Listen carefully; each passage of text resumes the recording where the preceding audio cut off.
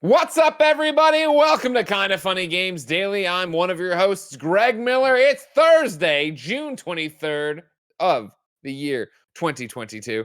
Our Lord and Savior. I'm, of course, joined by the one, the only Forbes 30 under 30, a.k.a. the second best baby blues, a.k.a. the verified one at Tim Geddes. Let Tim host. I love Thursdays, man, because they mean I'm either doing the show with you or with Tam. Either way, I'm getting a winner.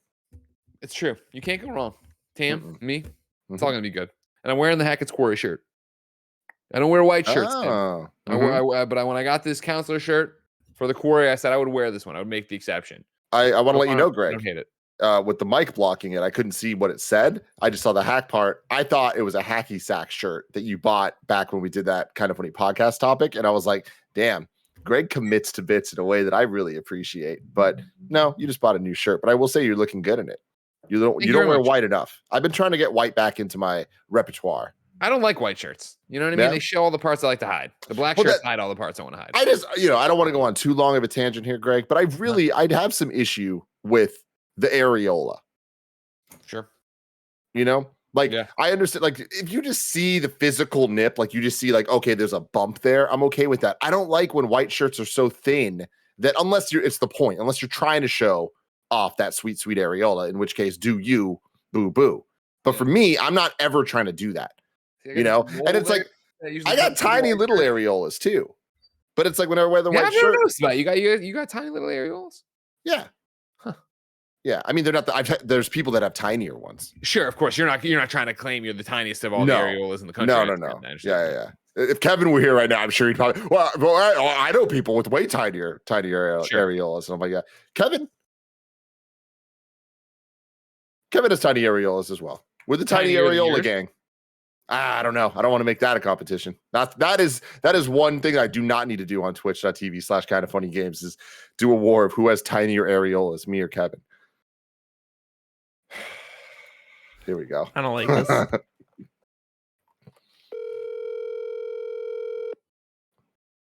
Jace910 said call him. He knew what I was doing before I did it. Hello, Greg Miller. Hello, Kevin Coyle. You're live on twitch.tv/kindafunnygames. How are you? I'm doing very well. I want you to clear your mind. You know that I trust you. You know that I trust your mind. So whatever you answer is going to be the truth. Clear your mind, all right? I'm cleared it. Who has tinier areolas, you or Tim? Me. All right. Thank you very much, Kevin. Mm-hmm. Bye. Bye. There you go. You gotta now, do you think he said it because of a competition, or do you think he said it because he knows the facts? That's the thing, man. I don't know. I don't know, because I'm struggling to really envision his in my mind. I've seen him a million times. He's seen mine a million times. I know mine are small. I do know his are small. That's what I'm saying. I'm not ready to put my foot down as a competition here. But I'm just gonna say, tiny areola gang, I'm okay with it. But white shirts need to step their game up. Yeah, too thin. So far, this one's good. Like I said, I don't think it's gonna get into the. It's gonna be into the active rotation of shirts I wear. It will be the special occasion. You'll see me call it out on a show that I'm wearing it, or you'll just know because you've heard this show that I'm wearing it. It's a big deal. But otherwise, just back to black. Hide everything. Black. Hide the Fade shame. to black. I get it. Good. Areolas. Tim, you're about to get some news about Overwatch 2. A date for A Plague Tale's Requiem, and the fact that No Man's Sky is coming to Switch. We're going to talk about all this and more because this is Kinda Funny Games Daily. Each and every weekday on a variety of platforms, we run you through the nerdy video game news you need to know about.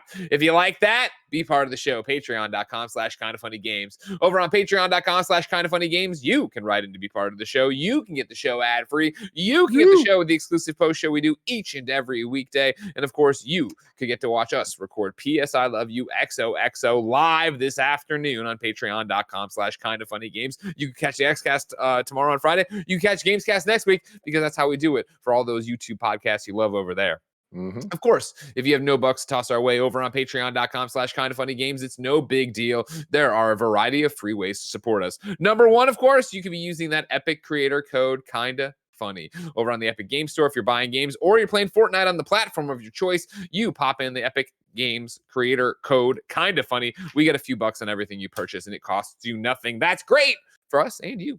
Of course, then, if you like this show, you can get it free while we record it. Watch us record it live on twitch.tv/KindaFunnyGames, just like PJ Julian is J Fulcrum is Cloud 9000R. If you're like Cloud 9000, you're watching live, remember you have a special job. Keep us honest by going to kindafunny.com/you're wrong and telling us what we screw up as we screw it up so we can set the record straight for everybody watching later on youtube.com/kindafunnygames, roosterteeth.com, and listening on podcast services around the globe each and every weekday.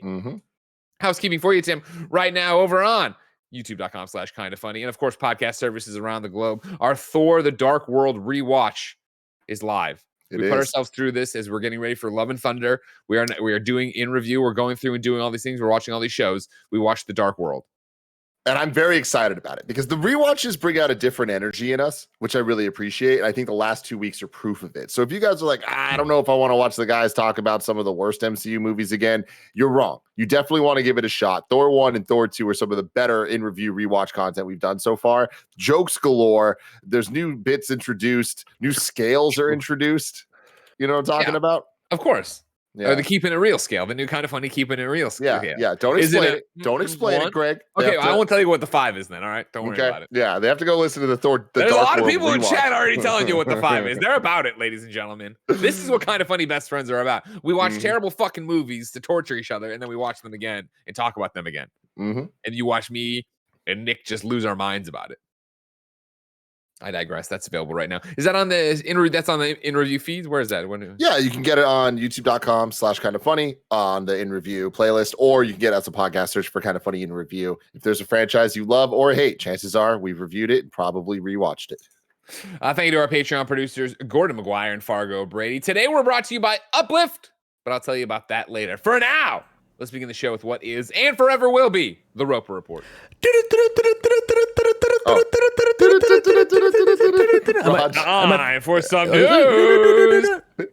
6 items on the Roper Report.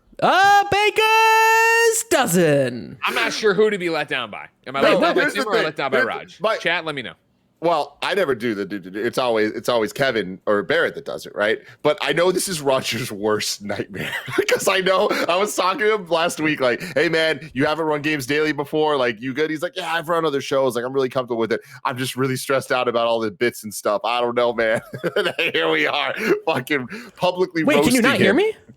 Can you hear me? Not hear you. No. The chat heard me. Everyone heard me. It was right. I think Discord just didn't pick me up. That was weird. That was super weird. I did it. Yeah, sorry about that, everybody. That was weird. I apologize if you're watching live on twitch.tv/kindoffunnygames. I did put up a poll. Who failed Greg, Tim, or Roger? Oh my god. Do not worry. Oh my god. Tim's I guess Tim is winning in a landslide. So Tim failed me for sure here. For sure. 85%. Yeah, Tim has failed me according to the polls.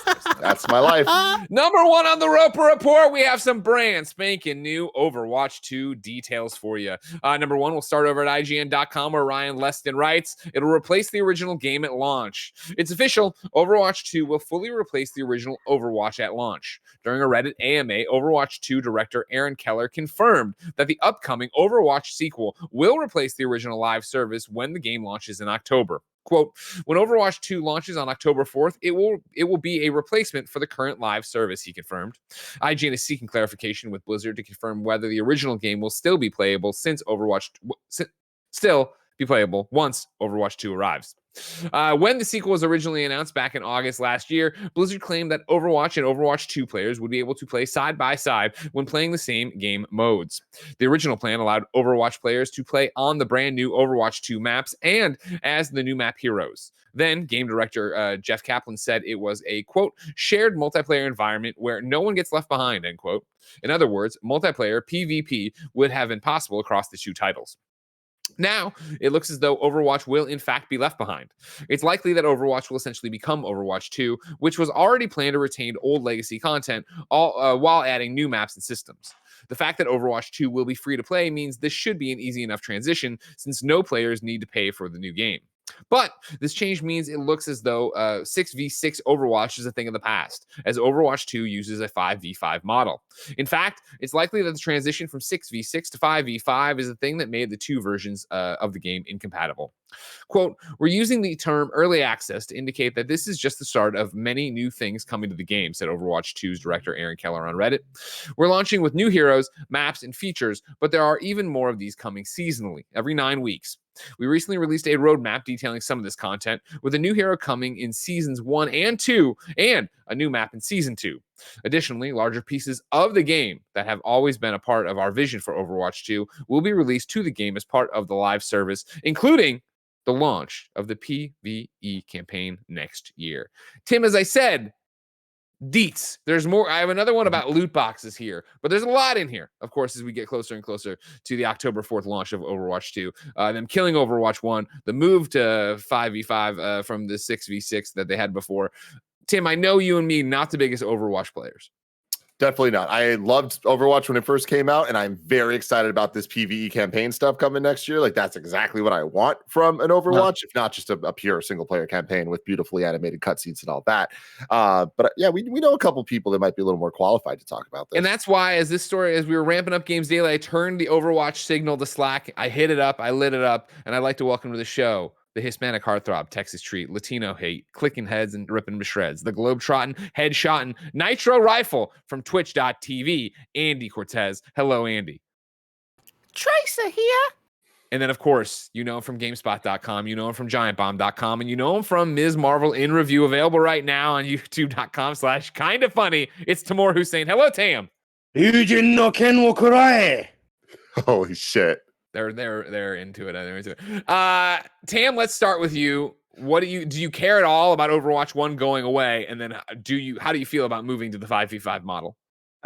So do I care about Overwatch 1 going away? Yes, for the sake of game preservation. The Overwatch 1 experience is now unique. It is a different kind of experience, it being 6v6. I think that I'm caring more about it knowing that Overwatch is 5v5, and there's currently no way for my group of 6 friends who I constantly would play with, that includes Andy, to jump into that game and play together. Like, the biggest issue I feel like the community is having right now is in the switch to 5v5, one person in a Overwatch friend circle needs to be benched, and that sucks. And also, like, the unique dynamics of a 6v6 game, almost from a historical perspective and a game design perspective, there's a lot to look at Overwatch 1 and the meta and how it evolved, to kind of like analyze and pick apart in the 6v6 context, and that's probably going to be overwritten. I hope that what they do is I imagine someone out there is probably going to archive it in some fashion. And, sure. Now we have that thing where, they bring back WoW Classic and they bring back Diablo of old. And my hope is that Blizzard does it in a way where they do sunset Overwatch 1, but they do it in a way where, a few years down the line, they can be like, Overwatch Classic is being rolled into Overwatch 2, or we're bringing that back. So I do care about it. Right? Yeah. So, they did talk about some stuff that they didn't say they're gonna make a 6v6 mode. They said that it's not. They didn't really say they're not gonna do it, but they also Aaron Keller told me, he was like, we're trying to figure out things, and one of the ideas we had was a 6-person stack or 6-person team, but one person is kind of just spectating, and you can rotate in and out, which is cool. But ultimately, like, the thing about it is, it's also kind of necessary, and it makes a lot of sense. They need to update that launcher. They need to create a common ground for everyone. So I'm not surprised. I am slightly sad to see it go away. And I assume you're voting right now to drop Lucy James from your group, right? It remains to be seen. Okay, there's fine. a few others as well who need to start pulling their weight. I understand. Simon Cardy. Yeah, exactly. Andy Cortez, what's your read on the move from 6v6 to 5v5 and the fact that it's going away, Overwatch 1? I'm with Tam. I'm not surprised by it. I understand the sort of thought process behind it. But I do see this getting added as an arcade mode in the future, as some sort of custom game. It becomes weird in the sense that I think a lot of the player base will become... I think this is something that's kind of like going to divide and anger some of the players who maybe don't like the move to 5v5 and were completely fine with it. I think this is something that makes total sense, because when Warzone changes a new map, the old map goes away and it's no longer accessible. Like, it's not something I'm surprised by whatsoever, but I do think a lot of the player base will be alienated by it at first, and then eventually we'll kind of just get over it and play Overwatch 5v5. So I'm not surprised by it, but it is kind of a bummer, and I hope that we do see some sort of custom game modes in the future. Timothy Geddes. For Tim and Andy, are you guys, I know you guys are really big Overwatch 1 fans. I know you've had some experience with Overwatch 2 so far. Are you guys in favor of the 5v5 overall? I am. I like the way it plays. They made some Overwatch 1 got to a place where it didn't feel great to play for a really long time because of the meta, the shields, and like the AoE stuff, and a lot of other factors. Whereas they've clearly looked at that stuff now, and for 5v5, it feels way better immediately, at a cost of one person. But the skirmishes feel less drawn out. It feels more exciting. It feels like there's more of a push and pull again, which is really crucial to having these matches be like fun to play and also fun to watch, which is exactly what they need if they want to get the Overwatch League kind of rolling again. But yeah, I'm in favor of it. Yeah, it also doesn't necessarily feel like all players need to be completely in sync with each other, because a lot of players like to just hop on solo queue and necessarily they're playing with random people on the internet. So I think Blizzard's sort of thought process behind that, and not having to have everybody be perfectly on comms, on mic with each other. I like the idea that players and different heroes can kind of pop off and have their hero moments without needing perfect execution of like a strategy or a play.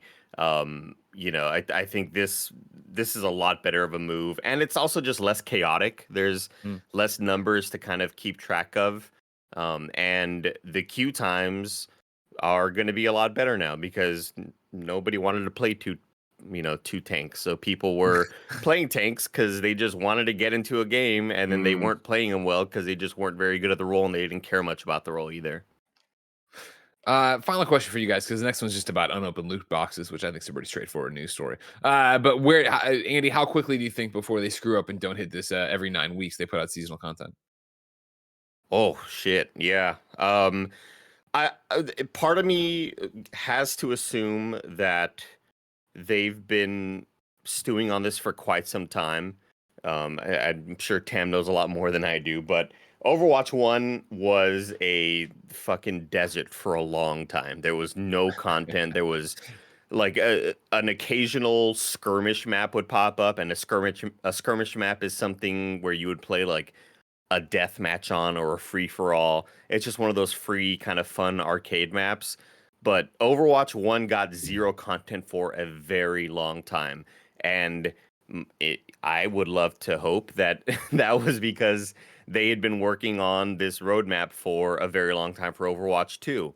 I feel like, in theory, it's amazing and it's perfect, but sure, I could see it dropping out of the 9-week time frame, maybe by like Battle Pass number 3 or 2 or something like that. I hadn't even considered how excited I was though the other day when somebody in Twitch chat was like, Andy, how stoked are you about this Battle Pass? And I was like, you know what? I feel like Battle Passes in a lot of games it's usually, I'd say Halo was probably the first Battle Pass that I'd experienced that wasn't a Battle Royale. And playing Battle Royales can get just really draining because it's, I think a bit more stressful of an all or nothing type of mode and a bit more frustrating. And I feel like I drop off of playing Battle Royales more than I would an Overwatch where I'm just kind of going match by match by match. And I am like ridiculously excited to level up a Battle Pass. Like the idea of just kind of getting XP and going match to match and trying to get more XP, and hopefully there's not Halo-like objectives where it's like, use this hero or get, because I know that kind of ruins the playing experience for other players. But I'm super stoked on it, and I hope that it's at least worth it and it's got good stuff in the Battle Pass to make me want to continue to level it up. Yeah, don't forget, Marvel's Avengers has Battle Pass for every character, Andy, that you can go through and do too. That is a battle royale. How could I forget? How could I forget? Like, I mean, well, we got Mighty Thor next week. A lot of stuff's happening over there. Tam's excited. I'm excited. The Avenger chat's live. Don't worry about it. Tam, similar question, obviously, about the 9 weeks thing, but I also want to call out what the final quote here from Keller was, right? Additionally, larger pieces of the game that have always been part of the vision for Overwatch 2 will be released to the game as part of the live service, including the launch of the PvE campaign next year. My question is in line with that, Tam, the 9 weeks thing, and then a little bit, as Andy mentioned, of Halo, but not the same degree. Do you think this PvE campaign for them becomes the same way Halo's multiplayer edition has been haunting Infinite? So the 9 week thing is kind of interesting to me. When I spoke to them, they were Aaron Keller at least was extremely confident. Like he was like, no, we've been planning for a really long time, and we have grown the team. The team is like exponentially bigger than it was for Overwatch 1, and they've created content production pipelines that are specifically designed to ensure that they hit these kind of like 9 week rotations.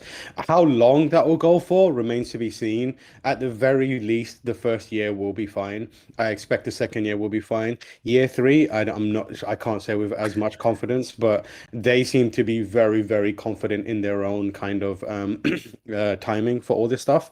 In terms of the PvE becoming a kind of white whale style thing for them, I'm inclined to believe that they are in a good spot with PvE. And the reason they talked about kind of decoupling it was the kind of production and also the kind of rollout of Overwatch was being hampered by having them tied together. PvP couldn't go until PvE was ready and vice versa. And the content kind of split was kind of making it hard to produce content and get stuff out. So that's why they decoupled it. I think where they're at now is in a much better position where they can independently work on PvE and make sure that when it's ready, it's out and it's done, and it doesn't have to, and content for PvE doesn't have to wait for it and vice versa. So I think I'm pretty confident that it will come out when they say it comes out. What's interesting to me is going to be whether they continue to support it going forward. I think they would. I'm not sure if the kind of support for PvE will roll out on the same like 9 week style cadence as the PvP stuff. I imagine they will have additional updates to PvE because that's basically going to be what the event-based stuff, the Junkenstein stuff, kind of like the archive events were. So I imagine they will continue to support it. I'm not 100% sure if it will be as consistent or if it will be like sporadically, hey, we've got a new kind of like chapter. And also part of me just also assumes that, and not necessarily assumes, but maybe prays and hopes that they're seeing the way the industry is moving with getting into, cross media type stuff, and PlayStation's wanted to do all these TV shows. And obviously with PvE, that lends to a lot more story-like experiences. And maybe we start to see and start to spread into different types of media, not just comic books. Like, let's go. Also with whenever we see Netflix Geeked Week, like there's always all these brand new animes that are, that fucking Dragon Age and all these sort of different properties are getting made into TV shows that it just kind of seems like it makes sense, and that's the next space to take over. I think they keep that stuff in-house in their game for as long as possible. When I talked to Aaron, I was like, with the PvE stuff, can we expect more of your like shorts and origin story style stuff that people love in the game? And he was kind of like, yeah, there's going to be more of that stuff there. I feel like PvE is where they explore a lot of that stuff and they really beef up the cinematic universe element of it. I think it's going to be I can't think of a single Blizzard property outside of World of Warcraft, the movie, that has been adapted in a way that indicates that they're willing to do more. The World of Warcraft movie was fine, I've heard, but like I don't think they're as terrible, on it I don't think they're as on it with Riot. But then Arcane did a lot for a lot of people, so perhaps they look at it now and they're like, hey, we should just do that, we can make that happen. I would love to see them do that stuff. I would love to see them take the Visions approach and be like, hey, studio that made My Hero Academia, here's Overwatch, go and do it. Hell yeah. I meant to say, Riot is kind of the big the big sort of missing name from all the stuff that I was listing. Riot is definitely, I feel like, taking over what Blizzard has wanted to be in the past decade or so. And I think that they are maybe quaking in their boots, Greg Miller. I think they're a little quaking. You think they're quaking in their boots? Yeah, I think their boots are quaking. So yeah, I would love to see them kind of take that over. And whatever Tam just said right now really broke my heart. I'll be real with you. Well, gentlemen, thank you for your time. All right, we'll see you Thank on you. the stream. After Remember, the world could always use more heroes. We're all soldiers now. Your second little story here about Overwatch 2 comes from Matt Kim over at IGN, who answers the question, what about my unopened loot boxes? In a Reddit AMA, someone asked whether loot boxes will carry over to Overwatch 2. However, it should be noted that Blizzard is doing away with loot boxes completely for the sequel. However, for anyone still keeping their loot boxes, they will be opened automatically and their contents will be transferred to your account in the sequel. Quote, we'll share a more detailed explanation on all of these topics before Overwatch 2 goes live in October. To give you a quick answer now, though, those existing currencies, credits, OWL tokens, and competitive points will come with you in Overwatch 2, writes Overwatch commercial lead John Spector. Spector added that any unopened loot boxes will be automatically opened and its contents automatically entered into a player's account. The automatic transfer makes sense given that loot boxes will simply cease to exist in the game. And given that Overwatch 2 will be free to play, it seems that everyone playing Overwatch 1 will be automatically transitioned to the sequel with their accounts intact. When Overwatch 2 is released on October 4th, 2022, as a free-to-play game, it will ditch the first game's loot boxes in favor of a Battle Pass system. The Battle Pass will let players unlock cosmetics, which can also be purchased through the in-game store. So good news there, Tim. Yeah, totally. I mean, it sounds like they're getting ahead of what was definitely about to be a problem, right? Which is always good. I'm sure there are going to be 1,000 unforeseen issues that come up that they're like, oh, damn, I didn't think about that. But then hopefully they handle it the right way. This seems like the right way to me. I don't know if maybe there's like Overwatch 1 fans that are like pissed off about this, but I mean, they're committing to switching over. So I think that this seems to be the best kind of foot forward. Real quick, I just want to bring up Charles Jacobson in the chat says, don't worry, Vicarious Visions was sent to Blizzard to work on Overwatch 2 maps. And like, I haven't been on a show to talk about the Tony Hawk 3 and 4 situation. Oh yeah, that was Monday stuff, yeah. And like, I don't want to go too long on it, but just real talk, I have not been as bummed out from video game news. Like that doesn't matter. You know, obviously there's a lot of horrible shit going on that matters way more than this. But like, just in terms of like, just being sad about not being able to play a game that would have been fucking awesome. Like there was so many hints that 3 and 4 were real. Like there was so many teases in the tweets that the Tony Hawk profile put up and like graffiti in the background saying 3+4 and things like that. Like, and I knew to give up hope a long time ago. And as the different companies and Activision, different teams started getting gobbled up and moved over. And like when they legitimately killed Vicarious Visions, like all of that hit me so hard. But to have Tony Hawk legitimately say, to Andy THPS, the greatest Tony Hawk player of all time on a stream, and be like, 3 and 4 were real. Like, oh man, it sucks. It sucks, Greg, because I don't think we're ever going to see that. I don't think this is one of those situations. You don't think you'll ever see it? I don't, man. I really don't. It's like, I feel like there was a moment in time where you got to keep that momentum going, and 1+2 did so well, and it made so many people so happy. And if they just kept going, it would have kept going.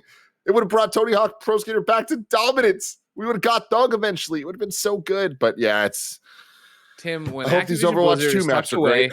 When Phil Spencer's there taking care of the Activision Blizzard babies, you'll be getting more Tony Hawk. Don't you worry about it. Don't you worry your pretty little head. We'll see, man. Well, especially as big as Skate's about to be. Yeah, I don't know. I think honestly, like there's the Skate side of things complicates it a lot. And I also think just the licensing of Tony Hawk himself and of these old games, we're getting messy. We're getting to the point of like GoldenEye levels of like license problems of like who owns what and whatever. And like, we're going to see it eventually, but will we? I don't know. Anyways, I just want to say I'm really bummed out about this. Like the Activision team stuff is such a sad sign. And I hope that one day we get a Crash Bandicoot 5, we get a Spyro 4, we get a new Tony Hawk's Pro Skater, whatever it is, remake or not, man. Believe in Phil Spencer. Believe in Xbox. I hope, man. They want those easy wins. They want you to be super stoked after their next Xbox conference in 20XX, where they come out and they say all that stuff. Don't you worry. We'll see. I mean, well, again, last thing I'm gonna say on this, it's like I think you're right that at some point maybe we'll get new Tony Hawk again, but I don't want necessarily new Tony Hawk. New Tony Hawk leads us to Tony Hawk Ride and Tony Hawk's Pro Skater 5. And the board was full of technology. Plethora of bad things, man. Like Tony Hawk 3+4 was a guaranteed hit because we knew what it was. It was going to be a remake as good as they did to 1 and 2. I digress. You do digress. Tim? On this Xbox vein, number 2 in the Roper Report, A Plague Tale Requiem has a release date. We go to the official press release, which came with an extended little trailer of gameplay there. If you want to pop it on, Raj, if you can, and jump way ahead because they push a swing in the beginning. It's not that interesting. A Plague Tale Requiem, the sequel to the critically acclaimed A Plague Tale Innocence by Asobo Studio and Focus Entertainment, revealed an extended gameplay trailer during the Focus Showcase, complete with an official release date announcement of October 18th. In pre-orders available on PlayStation 5, Xbox Series S/X, and PC. In the new extended gameplay sequence, follow Amika and Hugo as they make their way through the massive Orshred quarry, overwhelmed with soldiers eager to capture them. Fortunately, the duo has many new tricks up their sleeve and doesn't shy away from getting their hands dirty. Watch how it all plays out and get ready to embark on the heart-rending journey into a brutal, breathtaking world and discover the cost of saving those you love in a desperate struggle for survival. Of course, again, to get back to the main point, October 18th for A Plague Tale Requiem, as we see it going here. And we see I'm so happy that video games have progressed to this point that games like A Plague Tale can come out and just wow people seemingly out of nowhere. I feel like Hellblade was another one of those where when we first saw Hellblade 1, I remember on a Games Daily, the trailer playing and being like, what the hell is this? Like, this looks like a big AAA game, like that we would see at like a Sony press conference type thing. Yeah. And it's like an indie game. Like, what's going on? And I know Plague Tale is like a different type of story there behind the scenes, but like, I just love that like a game can look like this and not be from Naughty Dog. You know, like I feel like we just had so many years of it either looked like a PS3 third-person shooter or it was a retro 2D platformer of some type, right? Or a top-down RPG. But now it's like, nah, man, like this can just be this doesn't have to be quadruple A, triple A, whatever. It could just be this and be this great. 100%. Yeah, this is, of course, one we saw just recently at the old Xbox showcase, right? Because, yeah, it's an Xbox Game Pass game. And they show her killing people and knocking people down. And I am somebody who has been told over and over again, I would love A Plague Tale Innocence. During Game of the Year for that year, I started it and played a couple hours of it, and it didn't grab me. But since seeing the demonstration at Xbox and now this morning watching through this extended thing, I have, of course, re-downloaded Plague Tale Innocence to get ready for October 18th. Again, coming day one to Game Pass if that's where you want to get it. Also, in kindafunny.com/you're wrong, missing link 000 writes in and says, I pronounced the name wrong of the main character. It's Amicia. I apologize. Amicia. And her brother Hugo as they go through. And after I play it again, or play it, period, I guess I'll be able to know that or whatever. This looks interesting. Now she's out there killing people. Yeah, let's go do our thing, you know? Mm-hmm. Good stuff. Speaking of doing our thing, let me tell you about our thing, patreon.com/kindafunnygames. Over on patreon.com/kindafunnygames, you can write in to be part of the show. You can be a Patreon producer. You, of course, can get to watch PS I Love You XOXO live today as we record it over on patreon.com/kindafunnygames. But of course, most important for right now, you go to patreon.com/kindafunnygames to get all the games shows without ads. But since you're not there, here's a word from our sponsor. Shout out to Uplift for sponsoring this episode. I've been using my Uplift desk for well over a year now. I love the thing so much I decided to write a rap song for them. The build quality is real good. It's made of real high quality wood. They didn't ask for it, I just did it anyway. Getting my Uplift desk immediately improved my mood. Whenever I'm on shows, I'm standing up, I'm feeling a lot more energetic.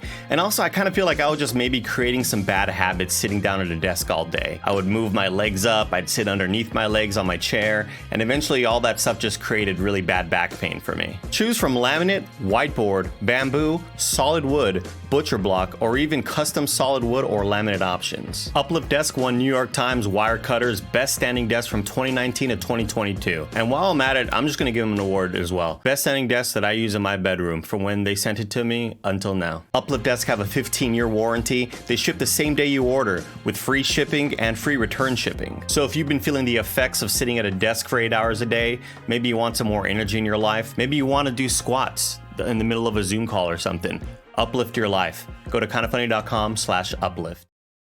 Number 3 on the Roper Report, No Man's Sky. No Man's Sky is coming to Switch. This is Ian Walker over at Kotaku. Hello Games is bringing massive spacefaring, I thought it was farming, sim No Man's Sky, and most of its updates from the past 6 years to Switch on October 7th, the company announced this morning. A physical edition of the complete remastered PlayStation 5 version is also planned for the same day. Quote, No Man's Sky on this tiny portable device feels both completely natural and also totally improbable at the same time, said Hello Games director Sean Murray, who you see if you're watching live playing right now in the trailer.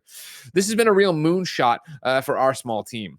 No Man's Sky is built around procedural generation, which means the console generates everything you see. This makes it so much harder to bring our game to something like the Switch. But I think the team never seems happier than when they are trying to do near impossible things, end quote. Folks who pick up No Man's Sky on Switch will be able to experience all the content through the game's Prisms update from June 2021. If the rapid montage of logos in today's trailer is anything to go by, Hello Games has released 3 additional updates, Frontier, Sentinel, and Outlaws, since then. Tim, the journey of No Man's Sky. Dude, I will never forget me and you being down in Austin, Texas, when No Man's Sky actually came out. We were at Rooster Teeth. This was back when Ashley Burns was still there running their like daily news show. And we were in the room with her as her and the team had to like report on just the disastrous launch of this game, right? And it felt in that moment like No Man's Sky was doomed, and it was one of the biggest doom stories in video game history, right? Here we are, many years later, to be fair, many years later, and the game is essentially as complete as they originally pitched, and it's coming to Switch. Like, whoa, what a comeback story in so many ways. And we've talked about it over the years, and they've had so many successes, but it coming to Switch just feels like the perfect cherry on top, right? At the end of the day, they did it. They figured it all out.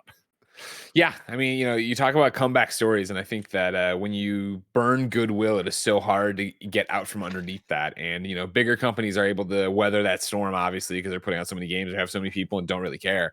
But for Hello Games to be this small, independent studio that you really knew from the Joe Danger games or whatever to come out and be put on the PlayStation stage over and over and over again for No Man's Sky, and then have it come out and not be what they wanted it to be and not be what the audience wanted it to be. The fact that they put their heads down, hunkered down, and went through and made that game into what they wanted it to be is incredible. And I just put in a whole bunch of hours on PlayStation 5 last month, I think it was, and man, that game is so much fun. Again, as somebody who played it and enjoyed it for what it was at launch, it's crazy to see how far it's come and how much it is now. That trailer that was scanning all these different things, seeing all these different people. Game came out August 7th, 2016. Yeah, almost, maybe not a full year, but like almost a year, maybe a half year, whatever, from the Switch launching. Like, this was before the Switch. Yeah, that's wild, man. And here it is coming to Switch. I will be fascinated to see how it runs on Switch on October 7th. You know what I mean? Yeah, we have the nice trailer and whatever and stuff. Like, what's it really going to look like? How much pop-ins are going to be? What's going to go on? But we'll see. We will see.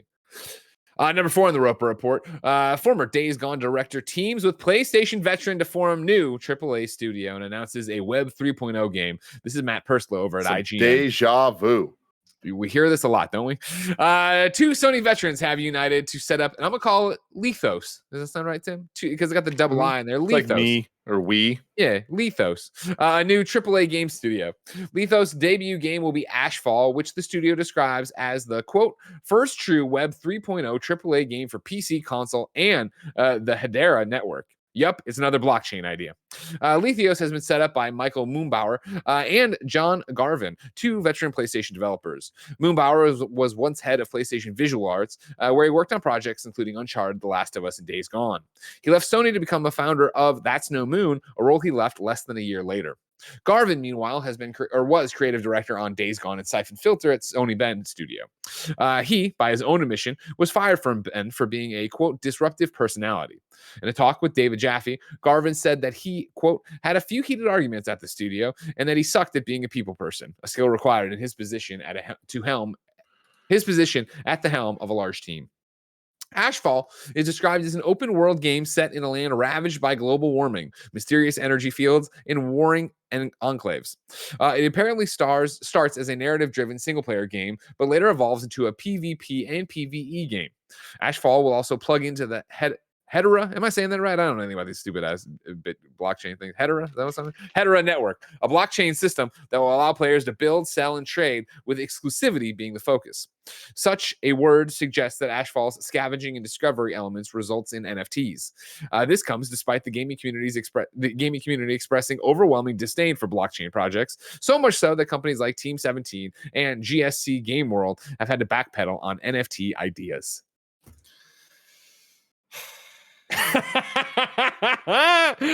A great visual as Tim just deep inhales through his teeth and woof. My problem is, of course, that John Garvin from Sony Bend, you know, I didn't love Days Gone, but I loved his work on Siphon Filter and, of course, what they've done with Uncharted and stuff. So I'm interested in that. Michael Moonbauer, like we were saying before, right? Visual Arts at PlayStation. You might know the name or Visual Arts from when it broke recently, right? Because it was when Michael left before he went to That Snow Moon, but after he left that, where he was like, hey, we wanted to do an Uncharted remake of Uncharted, but then they said we should do Last of Us, and then we started it, but then Naughty Dog took it over, and yada yada. That report that came out, I want to say Bloomberg with Jason, I was quoting Michael Moonbauer over there and stuff. So the PlayStation part of this makes me excited. These guys know what they're doing. They're making interesting things. The concept art they showed for Ashfall made me go, okay, because it was like Seattle with an erupting volcano and the Space Needle there. And then even talking about it, the way they talked about it in their tweets, and then a little less here, but more in the tweets, made it sound like a Division kind of thing, right? Of an open world game set in land ravaged by global warming. It's got PvP and PvE. There's some of the stuff I didn't even see this one. That's actually way doper than what I saw on Twitter. What I put in Slack to begin with in KFGD was the Twitter thread, Raj. That totally works for what I'm talking about. But if you wanted the actual one I had looked at, it was from Hedera. I hope I'm saying it right. Who knows? I'm not. But they put in their stuff. They put in a screenshot and there's the tweet underneath that of the 3 of 4 here. Ashfall has players traversing a world scarred by global warming and warring factions. A connected single player evolving into a multiplayer PvP versus PvE. Players can leverage the network to scavenging and blah blah. Like, up until they get into the Web 3.0 blockchain NFT shit, which they do right at the beginning, but yeah. The way we're talking about it right now, the screenshot I'm seeing right now, up until then, I'm like, yeah, and then I'm like, oh, fuck. Who the fuck cares? I know. And what makes this rough for me, and I obviously this we're reading from this article that was from IGN, so the context has been changed from how they presented it, but it is a little bit like of a warning sign to me, like maybe a very loud like siren actually, where it's like by his own admission, he's a disruptive personality, sucked to being a people person, few heated arguments, all of those things. It's like, look, people are people. Like, I'm not like, I get it. Like, some people have real troubles with that stuff. That's not an excuse. It is just like cool, at least you can be aware of it, right? And he was fired for that. But you take those personality traits and apply them to NFTs, and the most volatile thing like I've seen in my career in video games, of just like such a rejection of you're either on this side or this side and there is no in between. It's like, I don't know if those personality traits line up with being on that side in a productive way. But maybe that's just me. It'll be interesting to watch on Twitter. As when I was glancing at it today when it first got announced, obviously it's not a huge thing in terms of news, but it was the usual, like, nobody fucking cares. nobody wants this thing. I'm like, strong personalities here. I predict internal issues. Like, it's all that stuff. Like, we don't know what's going on over there internal. You can only talk about the pitch of the game, and then I think the disappointment in bringing in Web 3.0 blockchain NFT shit. I mean, the thing is, it's not like the biggest issue with this is it's not just bringing in that stuff. It's like that is the focus. Like, that's what it is. It's like it's first true Web 3.0 AAA title. It's like, oh fuck. Like, Jesus Christ, please don't do that. Can you stop? We don't. We'll see how it all goes. Bear, Bear. Jeez, Roger, I'm tossing you another one. I'm just shoving it into Kind of Funny Games Daily. George Cruz over there, Kind of Funny best friend, also employee of Pop Agenda. He put up this amazing tweet today that I love so much. Where he did the Dark Pictures anthology, the Dark Pictures. No, what was it? Yeah, the Dark Universe. Thing with Tom Cruise and Russell Crowe. He put that up and then he goes, former AAA, and then he puts in brackets LA/Santa Monica/San Diego developers announced a new quadruple A studio working on an unannounced single player title funded by insert megacorp here, or maybe Saudi Arabia here. Like, it's very accurate. That does seem to be incredible. And that's my thing of looking at this in like, obviously a great joke from George, but then reading through this, you do wonder, okay, like, will this game come to be? Like, it was let me check. I saw this from Steven Totillo today. He was the first I saw when I woke up and looked at Twitter, and he had put in there like, this is another web thing here that's happening, Web 3.0 or whatever. I don't know how they're gonna do Web 3.0 and NFT shit on the console and PC, but I'm asking, and I don't know if he ever got an answer. But we can check on that later. Right now, I can't spell Totillo, so I can't. We'll keep our eyes peeled to see what happens over there with Lethos. But there you go, Web 3.0 happening. Number 5 on the Roper Report. Xcloud is getting mouse and keyboard support. This is Austin Goslin over at Polygon. Microsoft's Xbox cloud gaming service, Xcloud, is getting a few upgrades in the near future. The company has started encouraging developers to add mouse and keyboard support to more of their Xcloud compatible games and to reduce latency on the service, Microsoft said during its Xbox game streaming discussion at XFest. The mouse and keyboard support feature hasn't made it to Xcloud's PC users yet, but Microsoft says that developers can begin adding support to their games now. That way, the feature will turn on Xbox Game Cloud as soon as it's available. Hell yeah. I'm so excited. I'm so excited for this. That gets you going, right? Yeah, for you? That gets me going. Yeah, for me. What were you going to say, Tim? XFest is an annual music festival held in various venues throughout the United States by Clear Channel Communications radio stations. Interesting. I was like, what the fuck is XFest? How do we not know what this is? Well, I don't think it's the same XFest, though. Pretty sure it's not the same XFest, is it?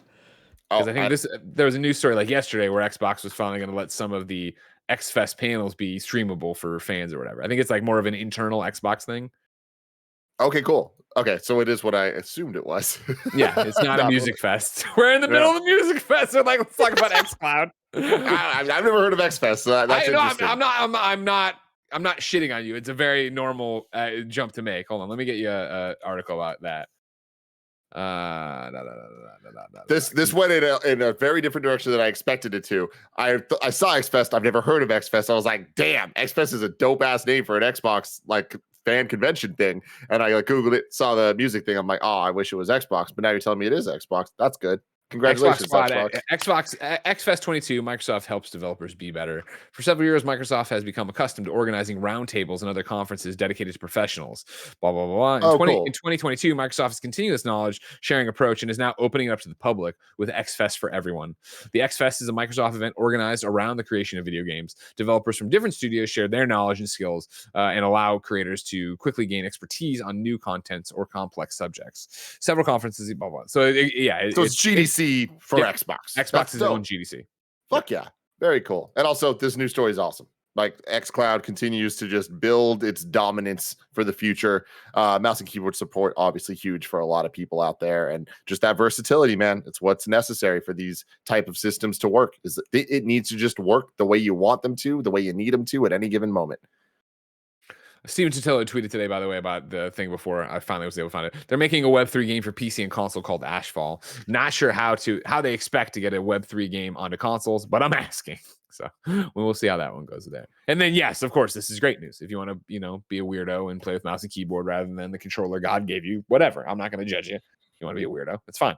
But like, I'm glad it's there, and I'm glad I appreciate Microsoft getting ahead of it too, so that when they flip the switch, everybody can just start playing with it. Now, Tim, if you thought that was a feel-good story, do I have another one for you about one of your favorite games from like 3 or 4 years ago? Dead Cells is getting an accessibility update, and it's out today. Evil Empire and Motion Twin today announced that the latest update to the multi-million selling Dead Cells is now live across PC, Switch, Xbox, and PlayStation. Quote, Breaking Barriers introduces a variety of optional accessibility settings for players, making its signature, tough but fair gameplay available to a wider audience for the first time. The developers work closely with the Able Gamers organization and various legends from the Dead Cell communities over the past months to design and test these new settings for people with disabilities, as well as the game's new assist mode. Quote, the intent of this update is to allow players who struggle to or cannot play Dead Cells to be able to experience the game as we intended. We had feedback during beta testing that some people who don't need assist mode will use it regardless, and the result is that they won't play Dead Cells as a challenging roguelike, said an Evil Empire spokesperson. Quote, we put multiple messages regarding this in game, but in the end, it's up to the player how they want to enjoy the game. However, we will not disable achievements for players who use these options. We are not going to make it possible for people to play the game and then take the achievements away from them, end quote. The new options in this update include mobility input adjustments, such as hold to second jump / roll, customizable controls, and more, along with visual options like UI size and transparency, font size, type, customizable background colors, filters, no blood mode, plus many more. Everything is collected in a specific accessibility menu to gather all of the options in one place. Assist mode exists in its own menu and contains multiple lives, auto hit, adjustable trap damage, and enemy health in percentage increments, plus toggleable options for slower parry window and trap speed. An option to instantly reveal the whole map for players who struggle with spatial awareness. In addition to the Breaking Barriers update comes with it 8 new weapon reworks and a reduction in game item cost to allow players to unlock new weapons more quickly alongside the crucial life and gold upgrades. Regarding future free content updates, a spokesperson for both studios said, quote, "If you're a Dead Cells player who doesn't need any of the content that we're introducing in this update, don't worry. We have plenty of shiny new things to introduce to Dead Cells this year," end quote. Hell yeah. I mean, fantastic. Dude, Dead Cells is one of my favorite games of the last couple of years. I mean, maybe of all time. Like, it was such an incredible experience and like such a intro to a genre for me that was just like such an eye-opening experience of like, oh, I do like this type of game. And one of my biggest issues with it was I wish that there were more ways to play it, for me, even personally, just like to be able to speed some things up or like just change my experience with it. I can't even imagine how much this opens it up for millions of people on the planet to be able to experience such a special game. Like, even Nick got addicted to Dead Cells, which was so crazy to see. But this is awesome. Like, I feel like, especially for a game that is this fantastic, this recent, but getting a little old at this point, like old relatively, right? But for them to still be going back and improving the game and making it better with these type of things that are actually going to make the game more accessible to more people, I think is awesome. And like, this is the type of, we talk about game preservation a lot, right? And like making sure we're maintaining the history of games, that old games are playable and all this. This is the type of stuff of the reaction of that kind of happening with forward thinking momentum, where let's take the modern classics of right now and make sure that they can grow with the industry and maintain classics forever and be accessible to as many people as possible. It's a win-win for everyone. 100%. Yeah, I think it's great. I think you should see more games do this. Yeah, I think Dead Cells did it in a really great way too, of like, all right, cool. Obviously, they're a small team. Obviously, they're working on the game they have a vision for, and they put it out. And then you get the feedback of, I'm sure, able gamers. I'm sure, you know, our friend Blind Gamer Steve Saylor. I'm sure there's people out there who are like, this, I'd love to play this, but I can't. And so to see them, you know, take their success and rather than move on to the next project, put something out there that, okay, let's expand this so other people can play it. I think that's great. I think that's awesome. I appreciate, you know, the one thing I wish we could get over, and we're getting there and it's getting better, is I hate that they have to go in and do this whole like hat in hand thing of like, however, we will not disable, we're not going to take away trophies, we're not going to take away achievements. Like, that should be, yeah, who cares? Yes. There's things in here, including the end sentence, right? Of like, if you don't need this, don't worry, more stuff's still coming. They're clearly putting these in there, and whoever's doing PR for them is doing great PR of putting them in there to seed the counter arguments that are inevitably going to come from the people who are like, they're ruining the vision of the game. That platinum won't be as good as my platinum because they didn't, blah, blah, blah, blah. Like, oh, they wasted their time on this, and this is what that, like, I appreciate that they have it in there. They're doing their job. And they're doing a great thing here. It's just like, it sucks that you still have to have those like emergency eject clauses and statements because you know how the internet's going to react to this. I can see what you're saying for the last line a little bit, but I actually think that the trophy situation, the achievement situation, is the opposite, where I think it is them kind of like really owning it in a way that's like them not being like, oh, don't worry, it's not affecting your stuff. It's more just like, no, we're standing by this. Like, we're making a decision that is against the wrong people out there. I know, but I'm saying I'm looking forward to press releases not having to talk to the wrong people, because the wrong people are such a small group that who the fuck cares that they're mad that their little trophies aren't as their trophy has been in their eyes besmirched by this. But I also think that this is speaking to the people being like, hey, you can get trophies and achievements. Don't worry. You know, like, I think that there's the positive side of the news that like that will be in press releases going forward. But again, I'm looking forward to that just being the standard. Nobody would ever think that like, oh, I'm going to play it. I can't play it, or I want to play it a specific way, and that's going to lock me out. That's stupid. Like, that's such ass backwards thinking for anybody who is still doing that with their trophies or achievements, right? Yeah. We're on the same page. Very hopeful thinking.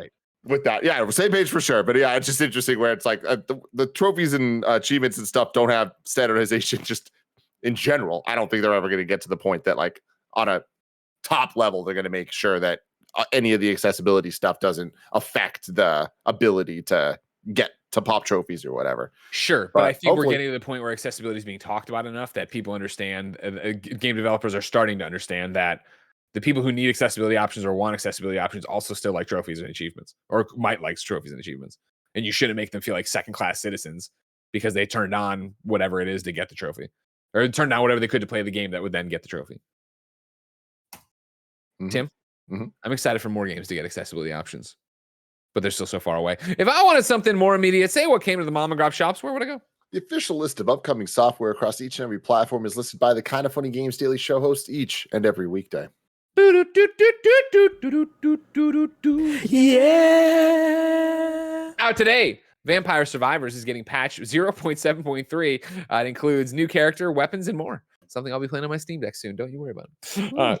Strategic Mind, the Pacific, is now available on Xbox.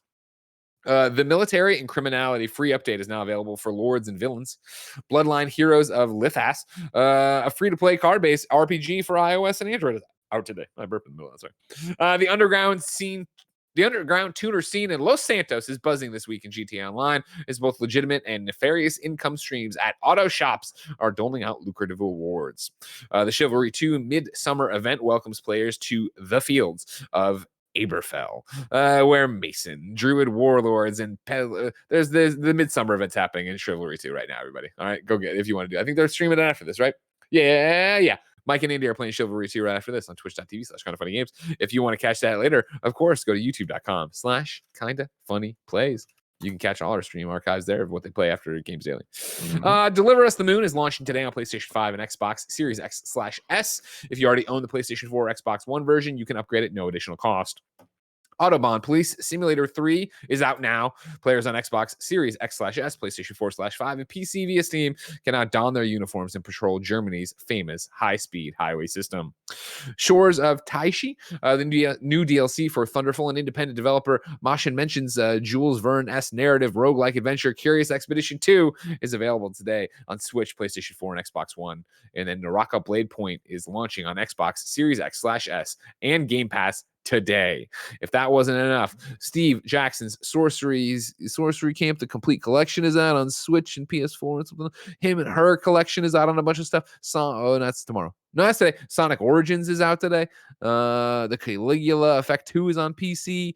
Gordian Quest is on PC. The TV show, the Gordita Chronicles. Interesting. I don't know if that's sick. I like a good Gordita. Death Smiles 1 and 2 is out on PC.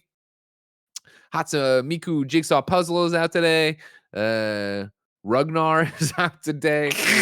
I'm not making them up. I'm doing my best. Okay, Greg. Okay. Japanese Rail Sim Journey to Kyoto is out today.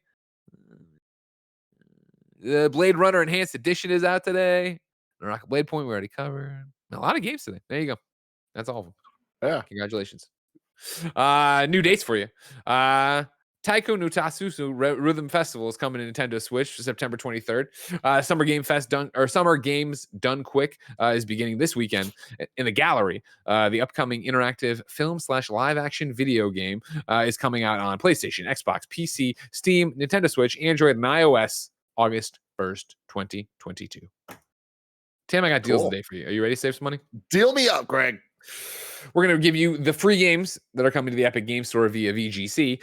Fantasy RPG, Gene Forge 1, Mutagen, and turn-based tactical roguelike RPG Aratus, Lord of the Dead, will be available as free downloads from Epic's PC Marketplace from June 30th through July 7th. They replace a Game of Thrones, the board game, digital edition, and Car Mechanics Simulator 2018, which are now free to claim until June 30th.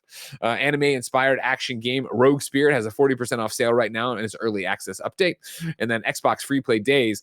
Be the Hunter or the Hunted during Xbox Free Play Days. Dead Island, Riptide, and The Hunter, Call of the Wild, are available this weekend for Xbox Live Gold and Xbox Game Pass Ultimate members. Then this is one for you too. Super Stardust Portable has snuck onto PlayStation Plus. This is Ollie Welsh over at Polygon. Sony's revamped PlayStation Plus service completes its rollout today with launches in Europe, Australia, and New Zealand. And it's brought a little surprise with it in the form of a new addition to the Classics catalog for premium subscribers in all regions. That game is Super Stardust Portable, Housemarque's 2008 handheld version of its classic arcade shoot 'em up for the PSP. But you won't find this little gem listed with the other classic games in the PlayStation Plus tab. Not yet, anyway. It's only discoverable by searching for it, as one Reddit user found. And then your final deal of the day. Get ready for a limited time offer with a wide variety of games because the big old super sale is approaching, starting now until July 6th at whatever. You can take advantage of special promotion that even the mightiest boss can appreciate on the digital versions of select Nintendo Switch games. With discounts up to 50%, these offers will help you expand your Nintendo Switch library and kick off your summer with new adventures to enjoy. Seek. Tim, we asked people watching live on twitch.tv/KindaFunnyGames to go to kindafunny.com/you're wrong and tell us what we screw up as we screw it up so we can set the record straight for everybody watching later. On youtube.com/KindaFunnyGames, roosterteeth.com, podcast services around the globe. The only thing we got wrong isn't something we got wrong. Nanobiologist pops in to say, Steve Saylor, who we were just talking about earlier, the blind gamer, is streaming the new Dead Cells DLC on the Dead Cells Twitch page right now to show it off. Congratulations, Cool. Steve. What an opportunity. Good job out there making games more accessible. Speaking of making games more accessible, right after this, right now, actually, twitch.tv/KindaFunnyGames, you're going to get the Mike and Andy Chivalry 2 stream. They're going to go through, try out that new update. Tim and I are going to do a post show you can only get by going to patreon.com/KindaFunnyGames, where, of course, you could write in to be part of the show. You could get your questions read. You could be a Patreon producer. You get the show ad free. You get the post show we're about to do. You could also watch this recorded PS I Love You in just a few hours. If that wasn't, I guess, 2 hours technically. And of course, you can tune in tomorrow, twitch.tv/KindaFunnyGames for more episodes of Kinda Funny Games Daily. Tomorrow, it's going to be Blessing and Janet to close out your week on a big old Friday. Tim, you have something to say before we go? I do. It is officially, if I'm doing my math right, a week away from my birthday next week, June 30th. Which I think that means we're close to Cuphead. Cuphead DLC comes out on my birthday, June 30th. And that's what I wanted to talk about for a second. Because the plan is on my birthday, June 30th, next week, me and Barrett are going to play Cuphead, The Delicious Last Course, for the first time on stream. And Greg, I haven't been this stressed about content in maybe ever. Because makes sense. I'm not the biggest fan of streaming games. I get stressed out. I don't like the backseat gaming. I'm not that good at video games. I'm not, it's stressful for me. Add on that to Cuphead, one of the hardest games I've ever played, that I definitely play each boss 50 times before I win in front of an audience. I'm stressed about that. Remember you played in front of an audience? You played in front of an audience at SGF, though. I did, and I conquered that. But playing alongside Barrett, who is demonstrably better than me, stressed out about that. The fact that I'm pretty sure that Kevin's going to be running the stream and like heckling me as I play, I'm stressed out about that. Why am I doing this to myself on my birthday? This is going to be the first time me and Barrett touch the game. We've made a pact that we're not going to, well, I guess I played it at SGF, but just that one boss. But we're not going to play any pre-release code, anything. If we get it, I'm like, no, we're going in on June 30th. So I'm just letting everyone know, please be nice to me on my birthday. Okay. I'll appreciate it. And I'm going to put on a damn show for y'all. Everybody be nice to Tim on his birthday. June 30th is right around the corner. Thank you. Right now, Chivalry 2 is right around the corner. Right now, post show's around the corner. But until next time, it's been our pleasure to serve you.